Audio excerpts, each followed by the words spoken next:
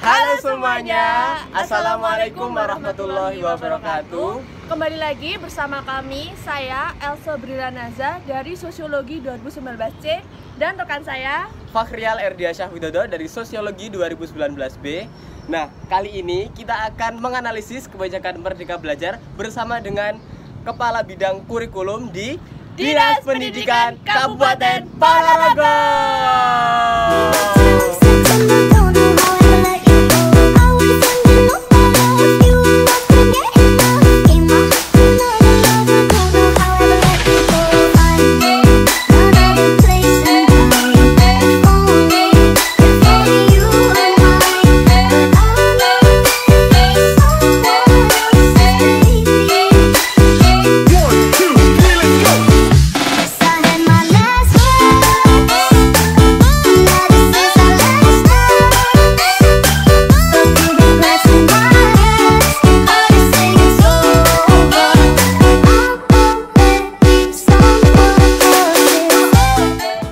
Baik, di sini kami akan melakukan wawancara terkait kebijakan Merdeka Belajar bersama dengan Bapak Timbul dan Bapak Soiran selaku Koordinator Bidang Kurikulum di Dinas Pendidikan Kabupaten Ponorogo.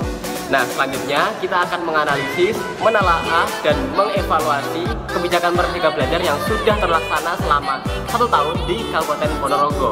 Yuk ikuti terus kita ya. Merdeka itu kan bebas, belajar ya belajar. Jadi ada kebebasan dalam melaksanakan pembelajaran, baik itu yang dilaksanakan oleh guru dan oleh siswa untuk mencapai suatu tujuan yang telah diharapkan dan ditetapkan. Itu kebijakan dari pemerintah pusat dalam rangka untuk memberi keleluasaan kepada sekolah untuk menentukan, yang pertama terkait dengan kelulusan, yang kedua terkait dengan guru dalam rangka untuk menyusun rencana pembelajaran, kemudian juga untuk menentukan kriteria untuk PPDB itu diserahkan sepenuhnya kepada sekolah sehingga akan lebih pas. Kalau yang lama itu masih terikat dengan aturan dan ketentuan yang begitu ketat, namun kalau di Merdeka Belajar itu ada sedikit kebebasan, kelonggaran, kemerdekaan yang diberikan baik itu kepada guru maupun siswa. Sangat relevan. Ya masih sangat relevan karena apa? Anak untuk bisa belajar, anak untuk bisa berkembang, anak untuk bisa menentukan mengasah kemampuannya itu sesuai dengan kondisi yang situasi yang dimiliki oleh anak masing-masing. Jadi tidak bisa disamakan, misalnya anak yang ada di kota dengan anak ada yang di gunungan, kemudian harus disamakan, nggak bisa. Peran daripada Dinas Pendidikan Kabupaten Ponorogo, sesuatu yang ditetapkan di Dinas Pendidikan Ponorogo sangat mengacu pada kebijakan pusat, sehingga relevansinya ini kita mengikuti kebijakan, aturan, ketentuan yang ditetapkan oleh Kemendikbud. Suatu contoh penghapusan USBN dan ujian nasional. Terus yang kedua ada penyederhanaan RPP. Yang ketiga tentunya penyempurnaan dari proses penerimaan peserta didik baru. Untuk poin yang tadi Pak, yang B tadi kan ada penyederhanaan RPP ya Pak. Itu perbedaannya apa dari yang lama hingga kebijakan Merdeka Belajar yang baru? Penyempurnaan RPP ini adalah poin-poin penting saja yang ditulis di RPP, sehingga kalau dulu RPP itu berlembar-lembar yang memuat langkah-langkah mulai dari awal pembelajaran sampai akhir pembelajaran, dan sekarang yang ditulis hanya poin-poin yang terpenting yang harus dilaksanakan dulu, itu nanti ditulis di RPP. Dengan demikian, dengan penyederhanaan RPP, ini RPP lebih simpel, lebih praktis, lebih mudah digunakan di mana saja. Iya. Apa kemarin kalau melihat dari pernyataan Kemendikbud ya Pak ya, itu kan kemarin hanya 1 lembar, apakah memang benar-benar cukup 1 lembar seperti itu Pak? Sebetulnya menyesuaikan, ya. Dibuat 1 lembar bisa, dibuat 2 lembar atau lebih juga bisa. Ini karena sentranya, titik pusatnya ini guru, tergantung itu sendiri, guru itu sendiri dalam menyusun RPP. Bisa 1 lembar, bisa 2 lembar, tergantung guru itu untuk memuat tulisan dalam langkah-langkah belajar itu seperti apa, itulah.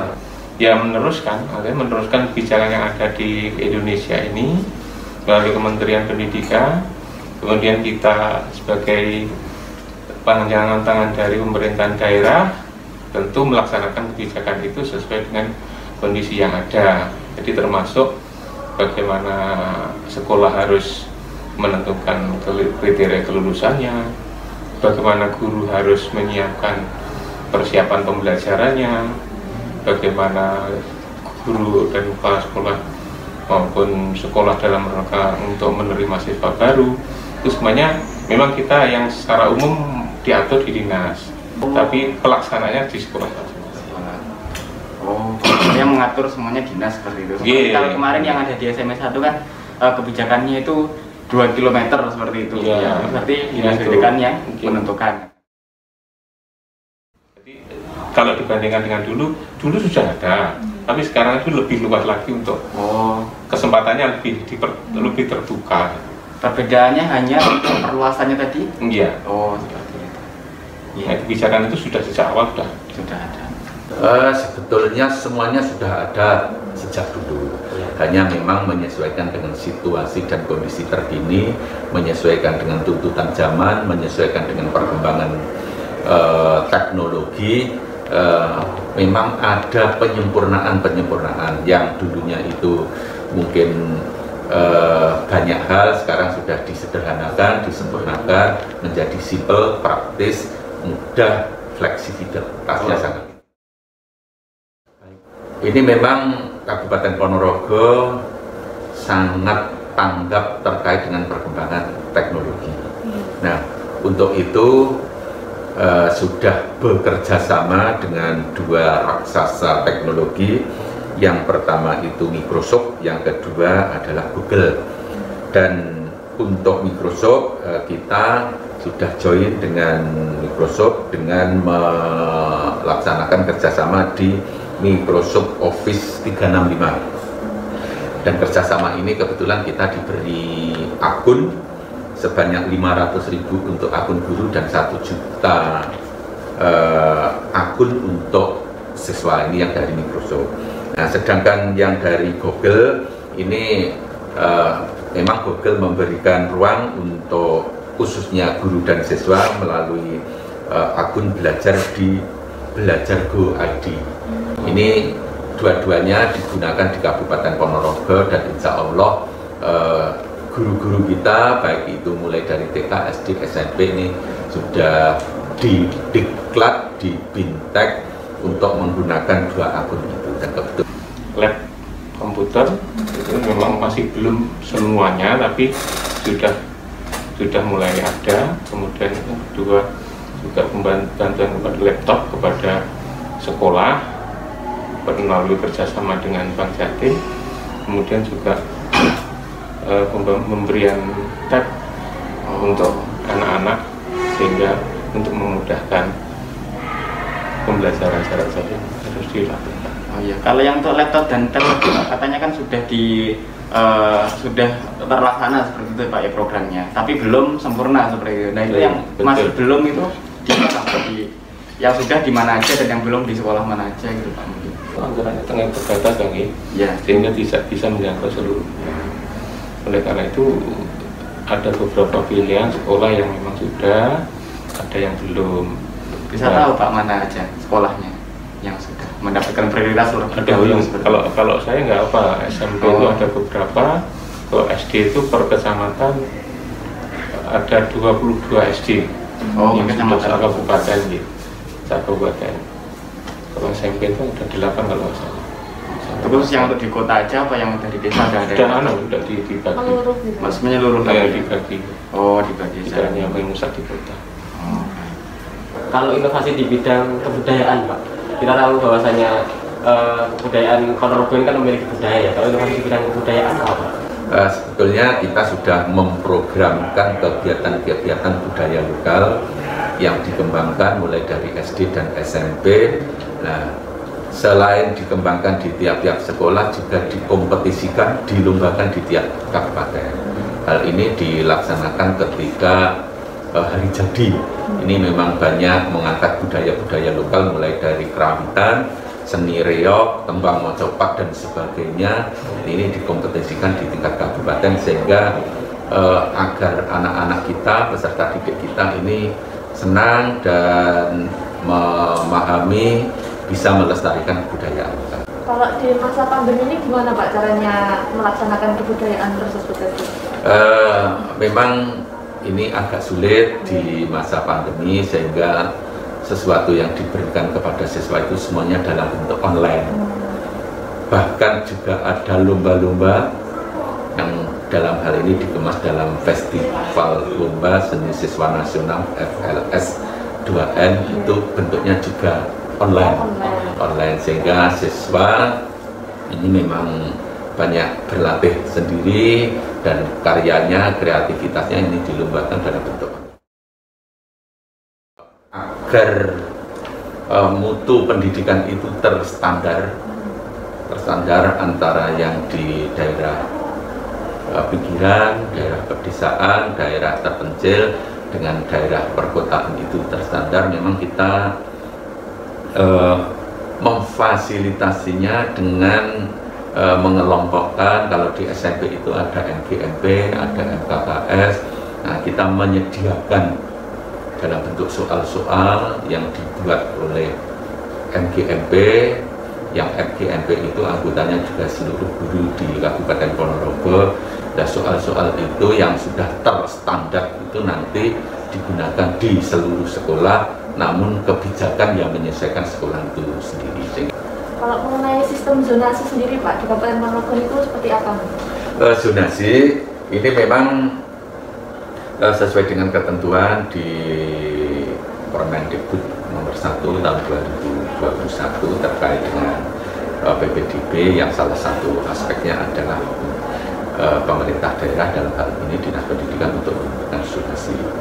Nah, zonasi sendiri dibuat dalam bentuk sementara ini zonasi kecamatan. Jadi masing-masing kecamatan itu satu zona. Nah, walaupun ini kita bentuk satu zona, namun di lain kecamatan ini juga bisa sekolah di kecamatan lain dengan catatan pagunya atau jumlah siswanya masih kurang sesuai dengan ketentuan pagu yang ditetapkan oleh desa. Memang kita masih ada kendala. Kendalanya adalah terkait dengan sarana prasarana.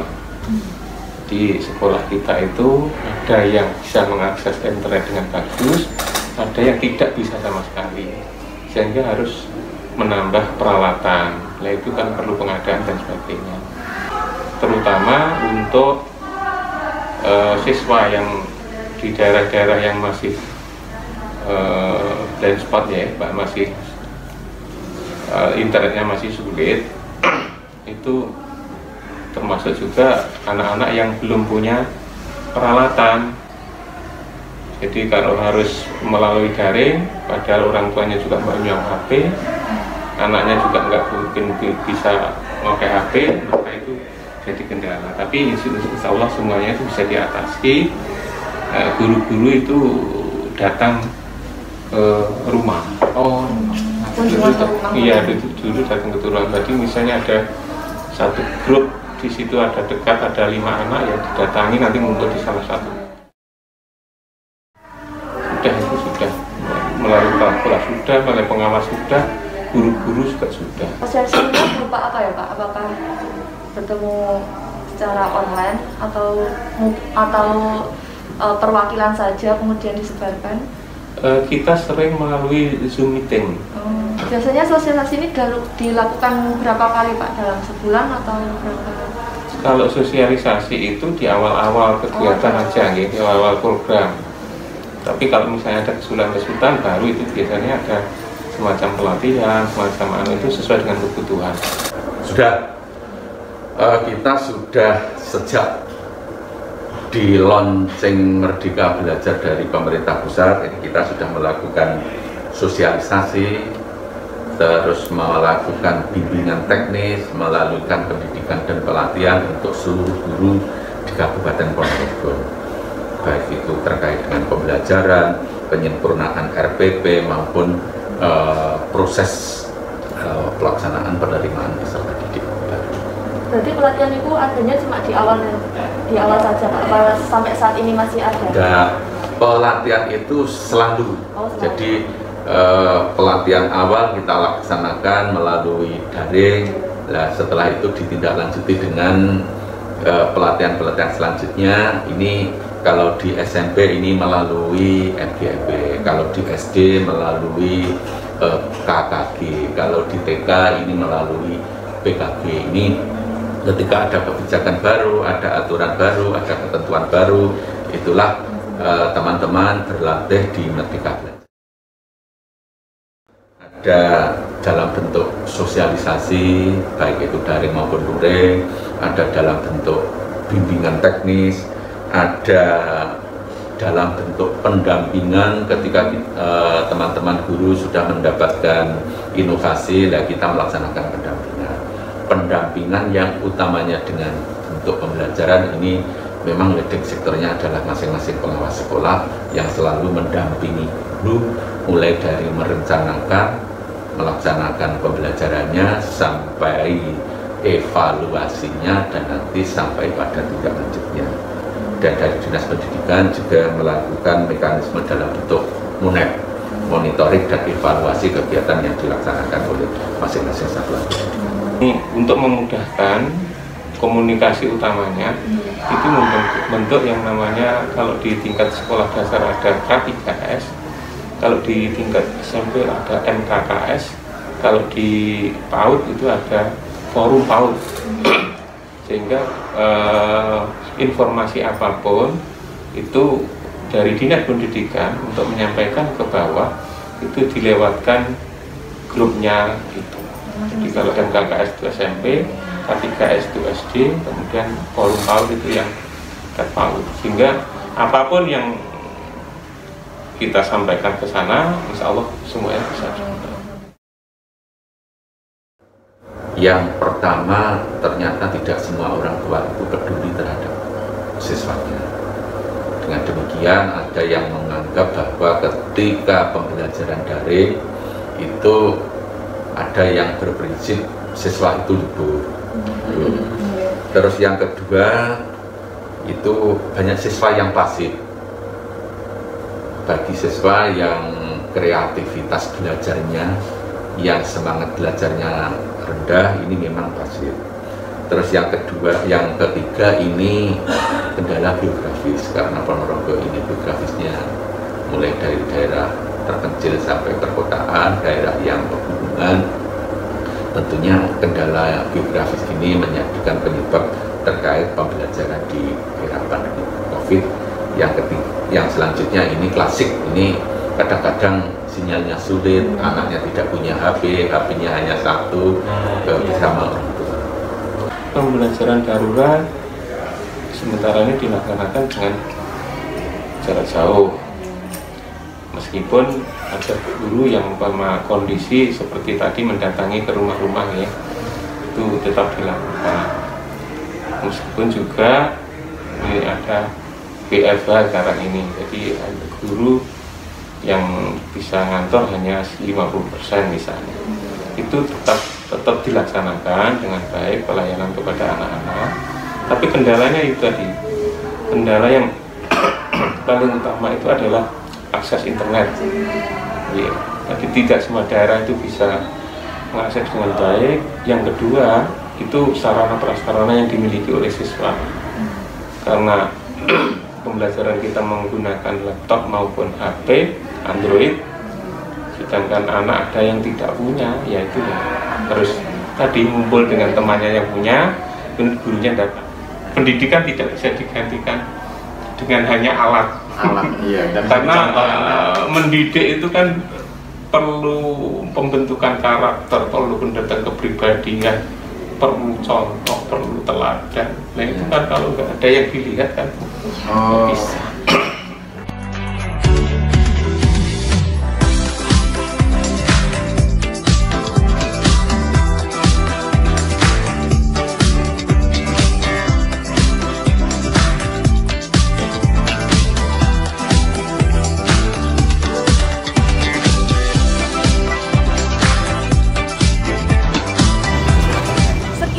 menganalisis kebijakan Merdeka Belajar di Dinas Pendidikan Kabupaten Ponorogo. Dan tunggu video kami selanjutnya terkait dengan analisis kebijakan Merdeka Belajar yang ada di Kabupaten Ponorogo lainnya ya. Terima kasih.